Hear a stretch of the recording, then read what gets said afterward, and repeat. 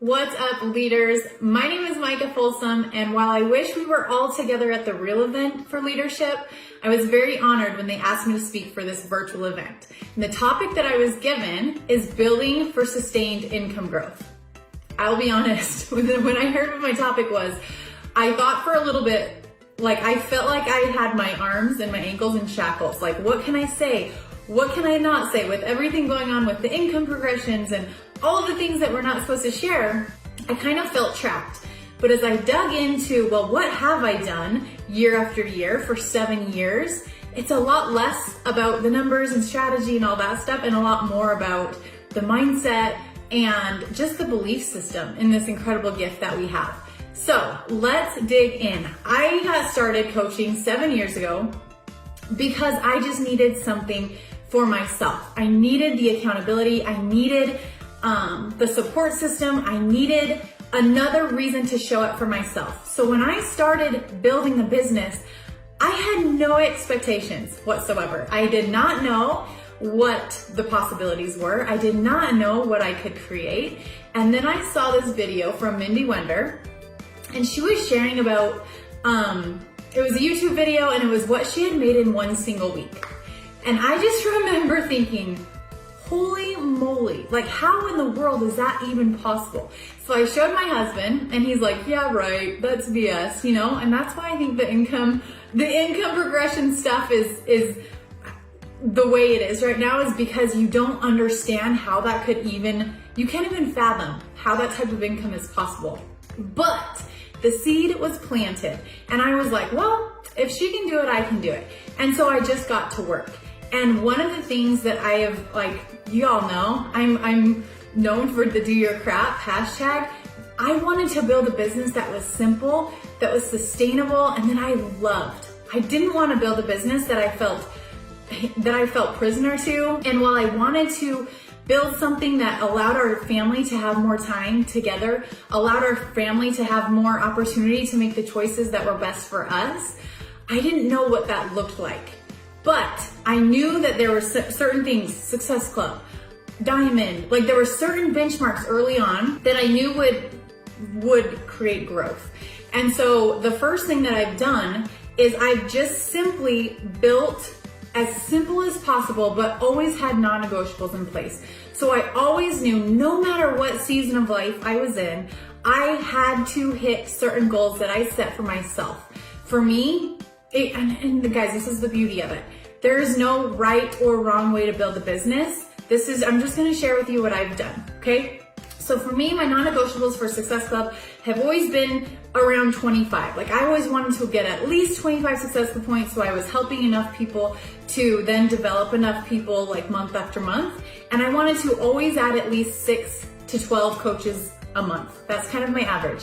I'm not a huge retailer. I'm not a huge recruiter, but I have always been consistent with that, no matter the season of life. And I talk a lot too about this business. To me, is a lot like motherhood.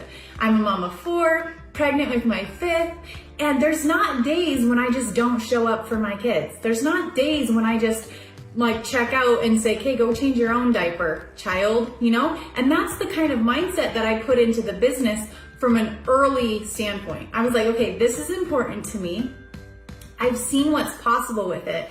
And now I'm going to show up and I'm going to make it a priority every single day, no matter what that looks like, in some capacity. Obviously, some days there's a lot more than others, okay? But I've had that that ownership around my business from day one of, I'm going to show up in some way. I'm going to show up for my challengers and my coaches. I'm going to show up on social media in some way, no matter what season of life we're in. And every single month, no matter what's going on in life, I'm going to hit those non-negotiable numbers. So that's the first thing, is just really get clear with yourself. What do you want out of this?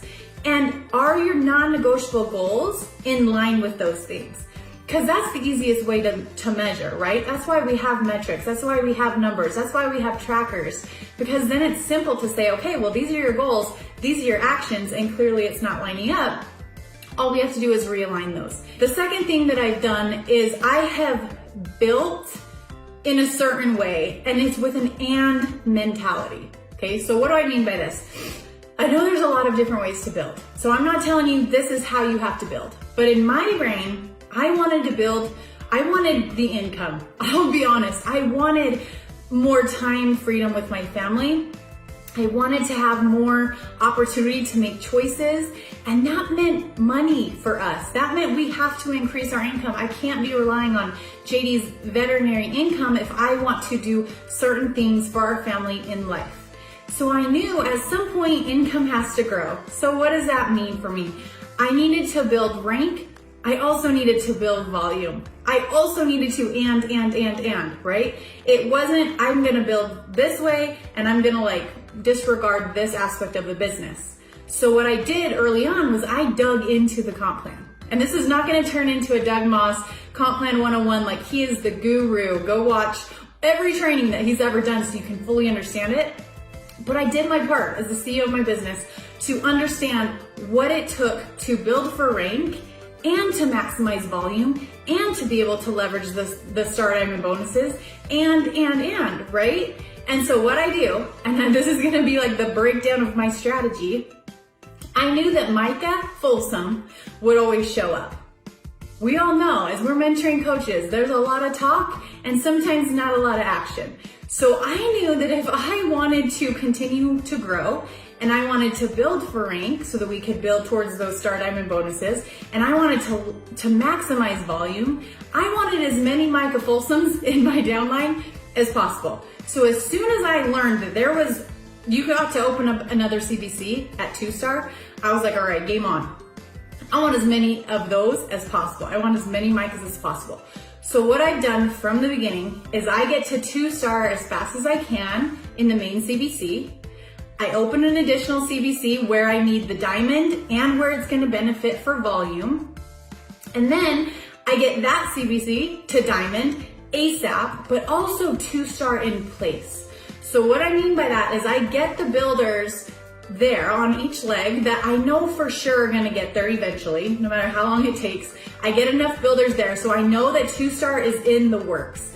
And then I go back to my main business center that I'm building for rank, and I go back to sponsoring there, but placing to benefit for volume. So lots of times it's stacking underneath that additional CBC, but building towards rank. Okay, then when the next business center gets to 2-star, I open up the next business center where it's gonna benefit most for volume and for rank in that main CBC. So I'm building towards the next Star Diamond bonuses. That's like my main priority first and foremost. That's just too much money to leave on the table, in my opinion, when you miss out. Right now we're a Superstar 3 team.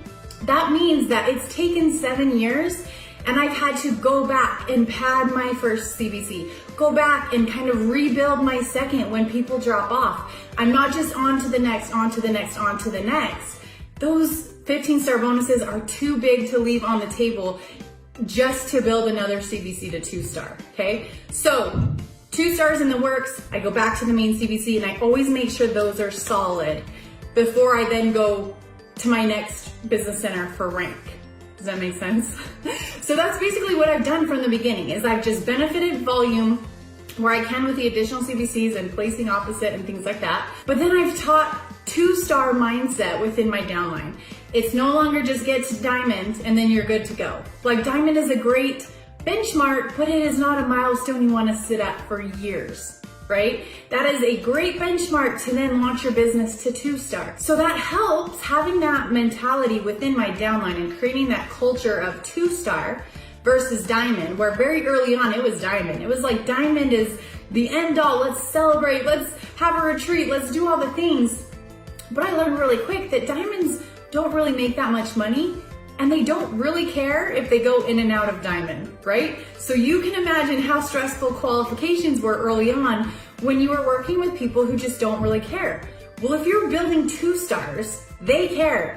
They want to hold for the 6 weeks to get their bonus. They want to continue to build that additional CBC once they can open it. So they have more skin in the game, they have more reason to show up, and qualifications get a lot more enjoyable. One of the things that I've been pretty good about in the business is understanding there are lots of different ways to build. But one of the things, like I mentioned at the beginning, was I wanted to actually enjoy this. I wanted to actually enjoy building a business. And when qualifications got really stressful because so many people were shaky, I was like, okay, this is not fun. This is not what I want to do. And so that's when I was like, I need to go back and just rebuild stronger. I need to go back and rebuild and develop stronger leaders so that it's not so shaky, it's not so stressful, it's not so anxiety filled every single quarter.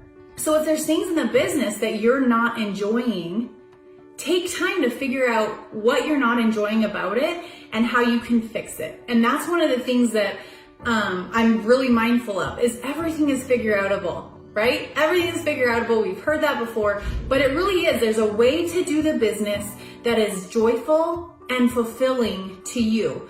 We just need to be innovative and we need to figure out what that looks like, right? The next thing that I want to talk about is the fact that we have these buckets. And from the beginning, I've just been consistent with making sure that I've kept these buckets filled. Acquisition, new people coming in month after month after month. Retention, keeping those people, getting results, using their products, sticking around. And the third thing is duplication. And that's the developing leaders, having simple systems in place so that people can then have their own success. But those are three things that every single month I make sure are happening. And guess what aligns with those things? The Elite program. I align my goals with the actions that I know and the behaviors that I know it's going to take to continue to grow year after year. It would be easy to kind of get complacent. Sometimes it's easy as leaders to be like, well, shoot, we've hit all of our goals. Like, we hit all the goals that I set at the beginning. We've hit all those. So what now? And that's when it's kind of easy to get complacent and to get comfy. But Elite and having that as a goal every single year, that keeps me in phase one. It keeps me bringing new people in. It keeps me developing new leaders. It keeps me having leaders developing to star, to 5-star and beyond. And that's what really has built a substantial income over time, is having all of those areas covered and continuing to grow. Okay, so make sure maybe one of your buckets is kind of depleted right now. Focus on that. Get it refilled up and make sure that those buckets are staying filled if you want to continue to grow year after year. The last thing that I want to talk about is making sure, and I touched on this, making sure that you're finding joy and fulfillment in your business. Now, I know that income is wonderful, and that's why a lot of us get started, because we have goals and dreams that we want to achieve for our families. But I found that at a certain point, like I mentioned, once you hit those goals, and once you hit that income mark, or once you hit that rank that you put on a pedestal for so long, and you're a 10-star team or you're a 15-star team, and you go, what now? You've got to make sure that you always have goals that are in alignment with your life goals. So what fulfills you? For me, when I opened up another business center, I would have benefited far more had I placed it a certain place. And Doug will tell you this. I have the most complex business because of how I've placed my business centers. But I've placed them not to maximize our income, because to me, I'm like, we have been so blessed and I will continue to do this forever. So we have time to grow. I have that long-term perspective. But I know that short-term, I could place this business center underneath my sister, who's a Ruby coach, and she's built it all by herself and she's so proud of it. But she's a newlywed and they're struggling financially. And I knew that I could place this business center under her weak leg. It wasn't gonna benefit me that much, but it was gonna be life-changing for them. And so I decided to do that. So make sure that as you continue to grow, yes, we wanna build our income year after year, but make sure that you're fulfilled. Because when you align your actions with things that fulfill you, you are going to be so excited to show up the next day. You are going to be so excited to pour into your leaders. And when I teach my coaches to do this, and I'm on the same page and I know what they're working towards, and I know how I'm mentoring them so that they're aligning their goals with their life vision, and I'm seeing them accomplish these things, that is what continues to light your fire and to keep you showing up in the game more excited than ever 7 years into it, year after year after year. And if you're fired up and you're excited about what you're doing, your income will grow. So that's what I have for you, you guys. Hopefully this was helpful. I just know what a blessing this has been in our life. It has absolutely changed it in every way possible. And if something isn't working for you right now, just shift a little bit. Shift, course correct. Stay in the heart of gratitude. Know that we are so extremely blessed to have this opportunity in our life, and there is a way to make it work for you, for your family's goals, and for everything that you want to create in your life. Okay, thank you guys. See ya.